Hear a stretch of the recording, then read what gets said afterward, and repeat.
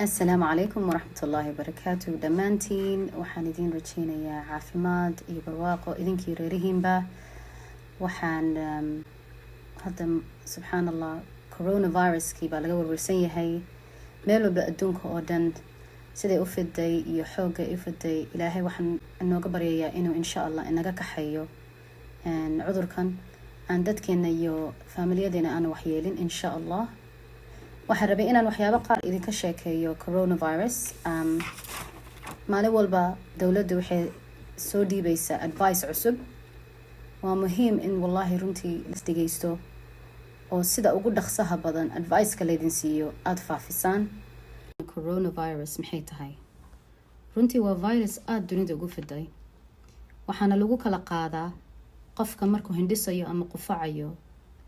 Dhibciyada yaryar oo candhuufada oo hawada gasha ayaa qof kale oo meesha soo hormaraya neefsan kara, ama dhibciyada yaryar oo candhuufada markay ku dhacdo ama table-ka ama qofka farihiisa uu ku qabto oo albaabada taabto ama teebalada taabto ama alaab shay ah taabto, viruskii dhowr saacadood ku hadhi karaa. Marka qof kale oo alaabtan qabsanaya ama albaabkan qabsanayana virusku qaadi karaa, khaas ahaan haddaad gacmahaaga aanad meedhin oo aad wajigaaga ama afkaaga taabatid, waayo virusku wuxuu kasoo geli karaa sanka, afka ama indhaha. Marka muhiimaddu waxa weeyaan runtii in markii la qufacayo hindhisada laskaga qabto ama tissue ama maro yar markiiba la tuuro.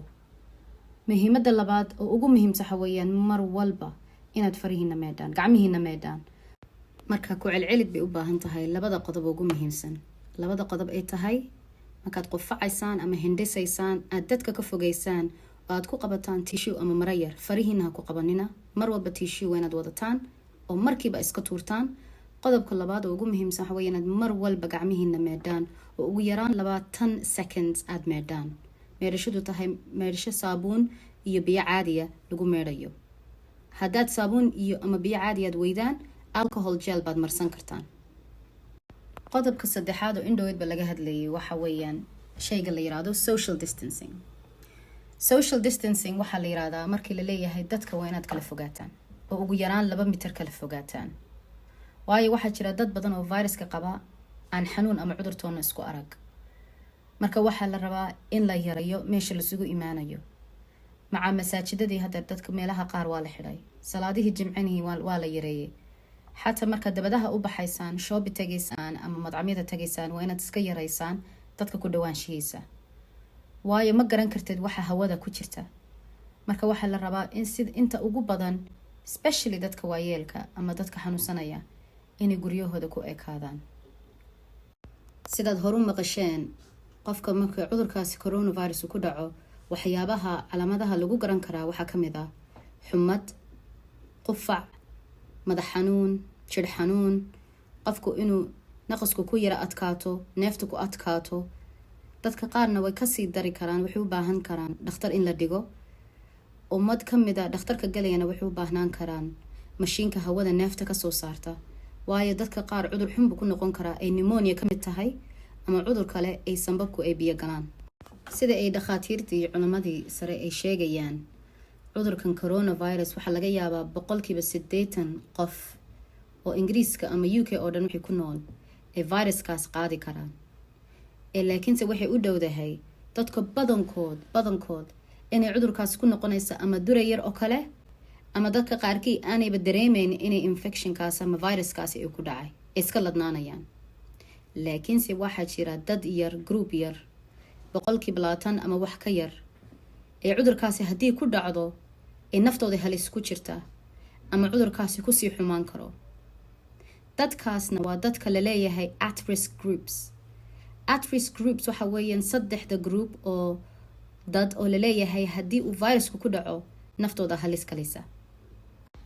Marka dadka loo baqsan yahay oo la leeyahay at risk groups waxaa ka mid ah dadka waayeelka, waliba khaas ahaan kuwa da'dooda ay tahay 70 sanadood ama wixii ka sarreeya. Groupka labaad ee la sheegayo waxa weeyaan dadka cudurrada kale qaba sida diabetes xun ama wadna xanuun ama kaliya xanuun ama beer xanuun ama asmad ay ku xun tahay. Dadkaas ay chronic conditions ka qaba ama cudurrada sidoodaba u qaba na waxay ku jiraan halis oo inay is ilaaliyaan. Groupka saddexaad oo loo baqsan yahay oo aan weli la garanayn wixii wax yeeli karaan waxa weeyaan groupka ee dumarka uurka leh. waayo weli lama oga uurka wuxuu yeeli karo ama ilmaha uurka ku jira wuxuu yeeli karo. saddexda group weeyaan dadka aad loogu baqsan yahay. markii la arkay sidii viruskan aad u faafisay Ingiriiska dhexdiisa iyo dunidaba, waxaa la fahmay inaan ay macquul ahayn haddeer in la joojiyo viruskan ee dadka dhex maraysa ama communitiyada ama wadamada dhex maraysa. marka haddeer waxaa la rabaa in la yareeyo inta badan dadkan at-risk groupska ku jira sida waayeelka ama dumarka uurka leh ama dadka xanuunada qaba sidoodaba inay viruskaasi la kulmaan. muhiimadu waa inta, waayo badankeen inteena caafimaadka iska qabta badankeenna waxay u dhowdahay inaanay cudurkaasi duray ama flu aanay kasii dhaafin. saddexda nooc oo dad oo laleeyahay at-risk groups wayaan dadka aad loogu baqsan yahay oo la rabo in xoog laga ilaaliyo viruskan. hadda sida la ogyahay ay noo muuqataa viruskan maalinba maalintii kasii dambaysa way sii faafinaysaa, way kasii daraysaa, dad badan bay gaarsiinaysaa haddeer. marka waxaa la ogaaday inaan la joojin karin viruskan ay dadku kala qaadayaan, waayo aad bay u fiday haddeer. muhiimadu waxa weeyaan haddeer in la yareeyo dadka waayeelka ama dadka uurka leh ama dadka cudurada qaba inay viruska qabtaan. sababtana waxaa loo sameynayo waxa weeyaan waxaa haddeer aada looga warwarsan yahay inay yaraato dhakhaatiirtii iyo sariirihii iyo qalabkii loo baahan yahay ee dadka lagu daaweeyo coronavirus. waayo dadku markii ay ka tira bataan dhakhaatiirtu ee loo waayo sariiro ama qalab ama dhakhaatiirtiiba daaweyn lahayd, waxaa dhici karta inay dad badan u dhintaan, weliba dadka khaas ahaan dadka loo baqsan yahay. sidaa daraadeed ayay dowladdu u rabtaa inay dadku u kala fogaadaan, inaad badsataan meedhashada gacmihiina, inaad badsataan inaan dadka ku hindhisin ama iska ilaalisaan dadka hindhisaya, inaad haddaad xanuunadan isku aragtid ama qufac ama xumad ama jir xanuun ama naqsku kugu dhegsan yahay aad gurigaaga joogtid oo aad 111 wacdid aanad dibadda u bixin. waayo waxaa la rabaa in la yareeyo fidistaas ay weliba khaas ahaan gaadhayso dadka loo baqsan yahay. sidaynu ognahay NHS-ta sideedaba brashar badan baa saaran. sanad walba waxaa ku badan dadka soo gelaya oo ama wadna xanuun ama heart attack ama stroke ama keliya xanuun ama xanuunada kaleba sheeganaya.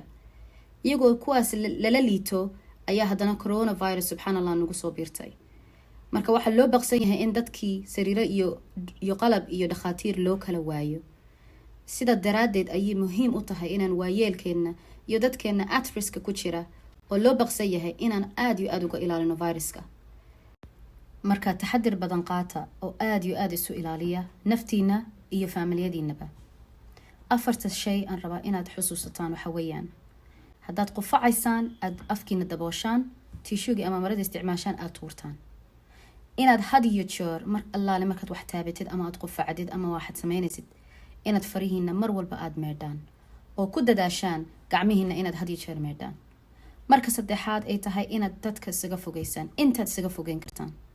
haddeer waxaa la leeyahay shaqooyinka guryihiina ka qabta, shopping ama restaurant ha u bixinina, masaajid ha u bixinina, wixii muhiima maahee ha u bixinina, dadka ha la kulmina.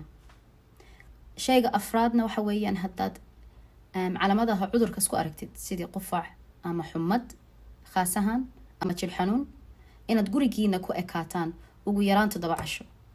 waayo waxaa la rabaa 7 casho ugu horeysa dadka kalaad qaadsiin kartaa inaad iska yaraysid. qodobka labaad waxa weeyaan xataa haddaanad adigu cudurka isku arkin, haddii qof faamiligaaga ka mid ah aad guriga wada degan tihiin cudurkaas ama laskaga shakiyo ama qufac ama xumad ay isku arkaan, faamiliga dhan wixii guriga ku wada nool waxaa loo baahan yahay inay 14 casho ay gurigooda ku ekaadaan.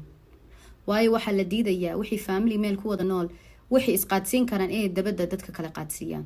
marka 14 casho baad gurigiina ku ekaanaysaan.